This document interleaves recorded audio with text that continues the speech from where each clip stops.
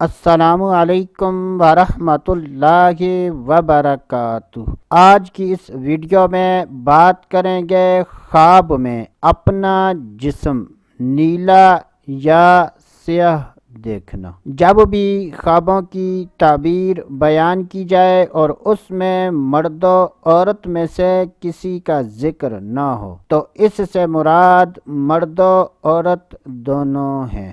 بعض اہل تعبیر بیان فرماتے ہیں کہ اگر کوئی اپنا جسم نیلا یا سیاہ دیکھے تو یہ اس بات کی دلیل ہے کہ خواب دیکھنے والا مال حرام جمع کرے گا۔